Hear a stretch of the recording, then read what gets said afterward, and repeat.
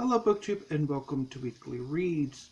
If you're curious about why there isn't a tag video, wait till the end of the video for me ranting about my computer and that sort of stuff. So I'll leave that to the end of the housekeeping stuff to the end. But first, let's talk about the books. So, last week I had some questions as to what books I actually wanted to read this week. I had a whole slew of possibilities, and I settled on reading Mazes of Power by Juliette Wade. This is a novel. This is described as sociological science fiction, which I interpret as being really mindful of world building, far more than you usually get. It's if you watch Juliette Wade's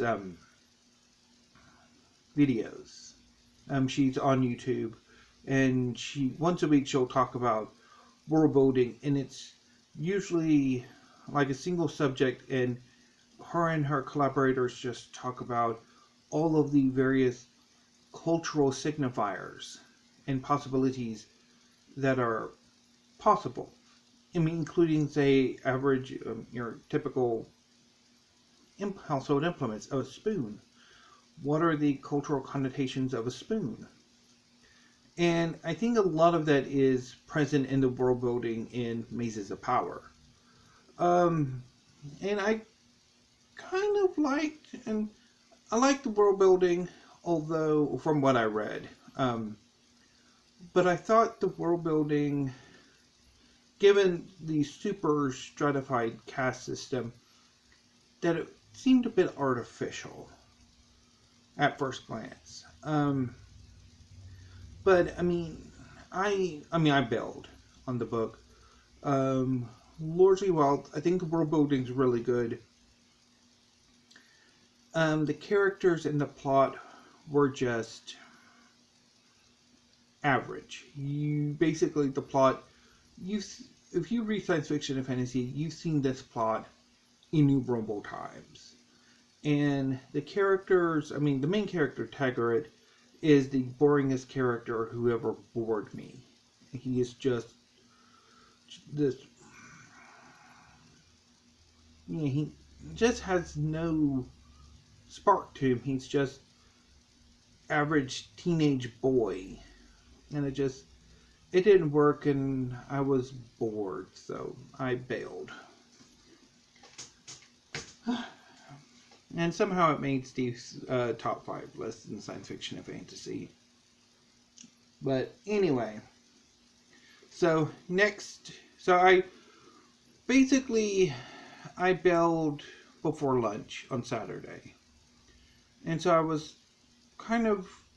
took a few hours to recenter myself and get ready to read something else, rather than wallowing in being upset because I really found Mazes of Power boring. So I decided, okay, I'm going to just read some history. So I started off with Inglorious Empire by Shashi Tharoor. Like I mentioned in my last video, since it featured in the finale of History Week, Inglorious Empire, What the British Did to India, is a history of the British domination of India from the late 18th century through to 1947. And Tharoor basically goes through every possible argument for how Britain's domination of India helped India, and shows that no, in actual fact, the British did incalculable harm to India. The British did no good for India. Basically, India started in the 18th century at the beginning of the East India Company's conquest of India with nearly a quarter of the world's GDP. although I'm not entirely sure how that figure was discovered or calculated, but we'll go with it. And then when Britain finally left in 1947, that number had dropped to 3%. Most of India's resources were extracted and exported to Britain to be manufactured. India's natural industries were destroyed, often to make way for inferior British products. On and on and on. And, I mean, this book is a really powerful indictment of Britain and India. But I think the thing is that while a case can be made, and I think has been made in criticism of Inglorious Empire, that Tharoor is maybe plays a little too condemnatory. Certainly, this book is an answer to Niall Ferguson's Empire. But I think, in a way, it's also important to remember that this book isn't exclusively history. This is very much a political book, meant to sort of have Tharoor out there in the conversation, to sort of maybe not necessarily, well, maybe it is, to serve his political interests, because he is very present in the book. There are several points where he will make asides about contemporary India and his political positions and beliefs. That sort of, I mean, this is as much a political book about him in India as it is a history of British predations in India.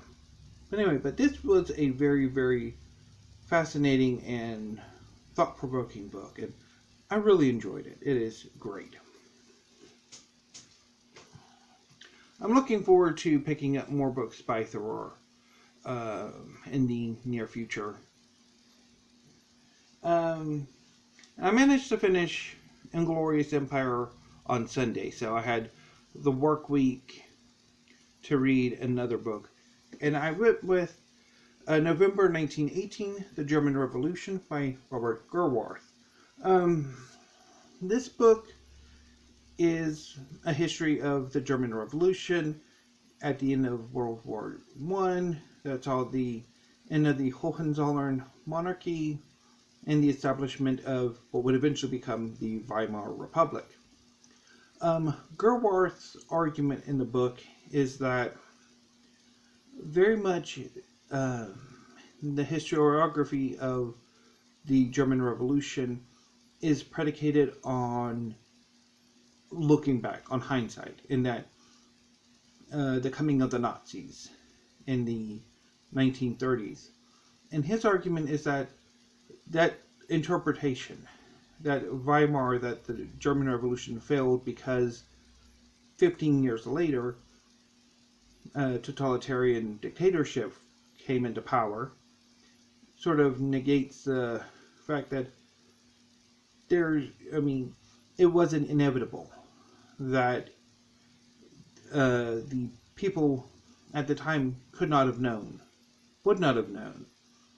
that it wasn't inevitable. I mean, it happened, but it wasn't inevitable. And that the history of the German Revolution should be looked at as its own thing, in its own place and time. And looking at it like that, Gerwarth shows that the German Revolution, far from being incomplete or unsuccessful, was very complete and very successful.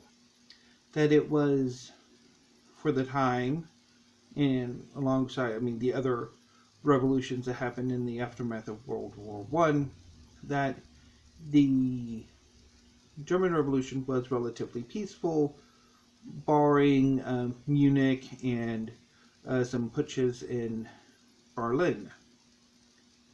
Um, Also, that there was a lot of hope and expectation, and that the German Republic, that Weimar was successful for a not inconsiderable length of time, that it was the most uh, progressive uh, country in the world for a number of years. So, I mean, this book was really fascinating and enjoyable. I loved reading this book. It was amazing. So, I managed to finish November 1918 on Thursday, and I had enough time left over to read a few more things. So, I decided to read some fairy tale. For the past few months, I've been downloading issue Tinklebonds of fairy tale from Kindle. Uh, the first 18 volumes of fairy tale are free on Kindle Unlimited, and so over the past 2 days, I've pretty much read all of the 18 volumes that were free on Kindle. So on Thursday, I read volume 15. This is a continuation of the Battle of Fairy Tale arc, where Laxus and his bodyguard team launch a coup in Fairy Tale, trying to force Master Makarov to abdicate and name Laxus as his successor. To do this, they took the female members of Fairy Tale hostage and forced the other members to fight. Um, Eventually, so most of Fairy Tale basically was decimated in this internecine fighting. Eventually, Urza broke the spell Evergreen had on her and forced Evergreen to release the other contestants in the Miss Fairy Tale pageant. Lucy, alongside Loki, beat Bixlow, and after beating Kana and Elfman, Mara Jane Freed was beat by Mara Jane. And then at the beginning of this volume, Laxus is confronted by Mystigan, who's kind of holds his own for a bit until his face is revealed, and that's an issue for 2 arcs from now. Urza gets involved for a little bit before she has to go stop Alexis's secondary attack on Fairy Tale, alongside most of the rest of the guild once they recover, and that leaves Natsu and Gajil to fight Laxus. And eventually they beat him, and the Battle of Fairy Tale is over. After Laxus realizes that he really doesn't actually want to destroy the guild, or yeah. And then he's expelled, and although told that, I mean, they'll still look after him, look out for him, but he needs to find his own way. And then with volume 16 and 17 and 18 that I read for today, begins a new arc, the Oresian Says, where Fairy Tale allies with 3 other guilds to take on one of the most powerful dark guilds, the Oresian Says, who are seeking to take control of this magic system called Nirvana that will allow them to remake the magical world. So Fairy Tale, alongside their allies, are initially defeated by Oresian Says, and then gradually the members of Fairy Tale and their allies take out each member of Oresian Says until at the end of volume 18, the only member standing is Midnight. And of course, there's another volume or 2 of this arc to go, which I won't be able to read because, yeah, only the first 18 volumes of Fairy Tale are free on Kindle Unlimited. But anyway, but I've been enjoying reading Fairy Tale and rediscovering my love for this manga and my love for manga in general. So hopefully in the new year I will be able to restart my manga collection. I had a small one a few years ago that I sort of got rid of when I sort of fell out of love with comic books or something. It's been a while. But anyway, so I'm definitely enjoying reading the manga. Although, I mean, there are some things that kind of do annoy me at points. Natsu's personality can get grating, especially when he doesn't quite read the situation right. His response to when Laxus tries to launch his coup was, "Yay, let's have a fighting tournament and determine who's the strongest member of Fairy Tail." And you're kind of like, he's trying to launch a coup that will see most of Fairy Tail kicked out. Either because they're too weak or because, yeah, you're too dang crazy. But anyway, and then of course Laxus's personality, where he sort of, I guess maybe he has sort of an inferiority complex. That despite his great power and strength, that he really does have an inferiority complex. That he doesn't feel his achievements are his own. And he sort of, that kind of built a resentment towards Makarov and that. But anyway, so yeah, I've been enjoying Fairy Tail. So what am I going to be reading this coming week? I'm thinking of maybe a turn to realistic or literary fiction for this coming week. Although, that said, if I do have of the two books I've selected end up getting bailed on, I'll find something else to read. Not entirely sure what though. But over the weekend, I'm planning on reading The Lesser Bohemians by Eimear McBride. This is a Bell redemption. I tried The Lesser Bohemians a few months ago and bailed on it.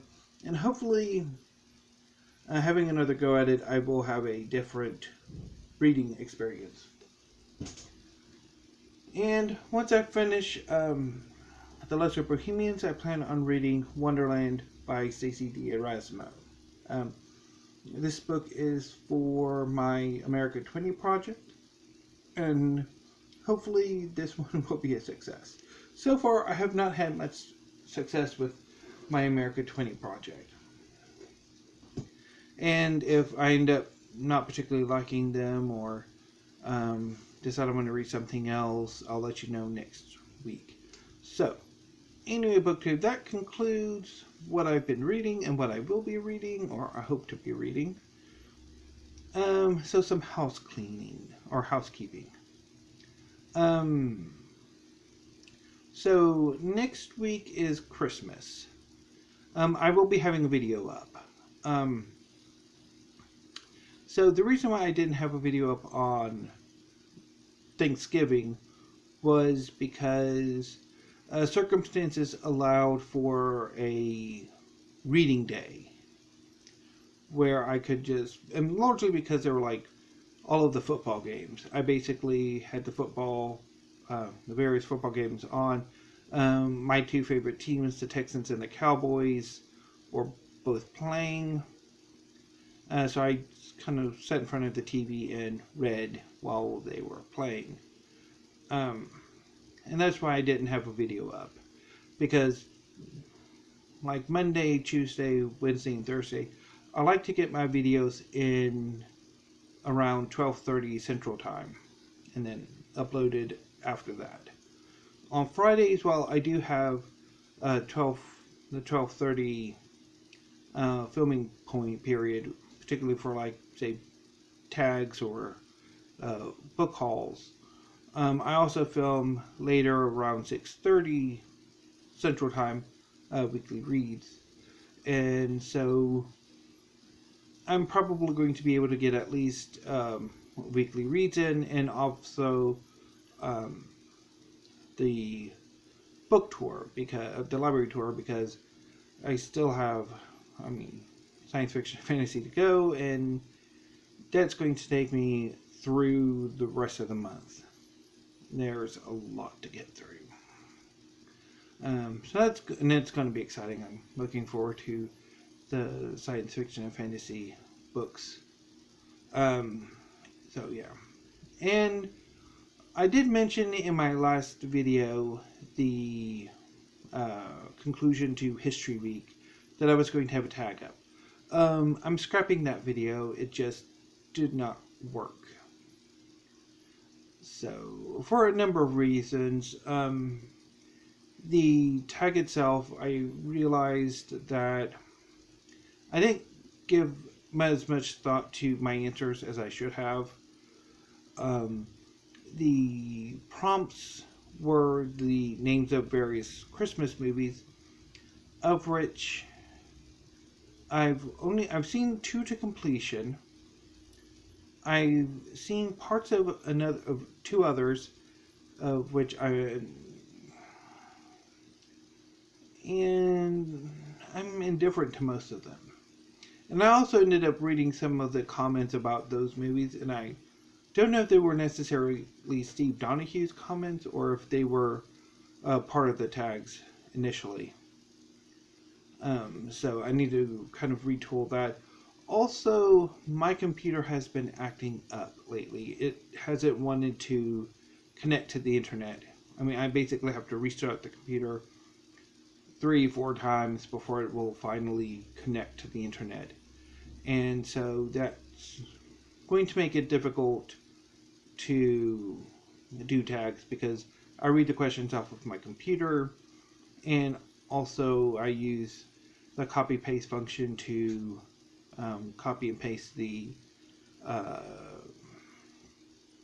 channel addresses in the show notes.